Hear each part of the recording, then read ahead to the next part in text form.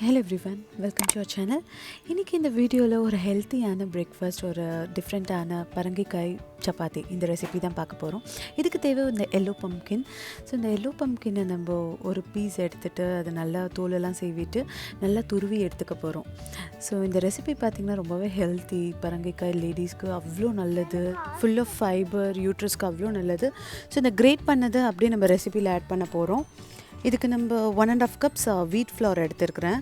So இந்த வீட் ஃப்ளவரில் கொஞ்சமாக சால்ட் ஆட் பண்ணிக்கலாம். அண்ட் தென் சால்ட் ஆட் பண்ண பிறகு நம்ம கொஞ்சமாக டர்மரிக் பவுடர், ஸோ இந்த மஞ்சள் தூள் ஆட் பண்ணிவிட்டு அதுக்கப்புறம் காரத்துக்கான ஒரு 1/2 ஸ்பூன் மிளகாத்தூள் ஆட் பண்ணியிருக்கேன்.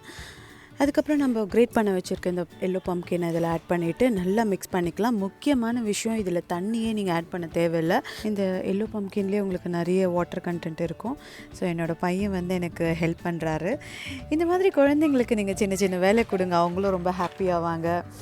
அண்ட் இதுதான், நீங்கள் அந்த தண்ணி ஆட் பண்ணாமல் நல்லா சப்பாத்தி மாவு நல்லா பிசைஞ்சாச்சு. இந்த கன்சிஸ்டன்சியில் இருந்தால் போதும். நல்லா சாஃப்டாக பிசைஞ்சிங்கன்னா இன்னும் நல்லா சாஃப்டாக வரும் சப்பாத்தி. ஸோ இதை நல்லா நம்ம ரோல் பண்ணி எடுத்துக்கிட்டு உங்களுக்கு எவ்வளோ தின்னா வேணுமோ பண்ணிக்கோங்க. அதுக்கப்புறம் கொஞ்சமாக கீ போட்டு நல்லா 2 பக்கமும் சுட்டு எடுத்துட்டோன்னா நம்மளோட ஹெல்த்தியான பரங்கிக்காய் சப்பாத்தி ரெடி. ஸோ இந்த மாதிரி செஞ்சுக்கிட்டோன்னா குழந்தைங்களும் ஈஸியாக சாப்பிட்ருவாங்க, அவங்களுக்கும் தெரியாது உள்ளே என்னெல்லாம் நம்ம ஆட் பண்ணியிருக்கோன்னு.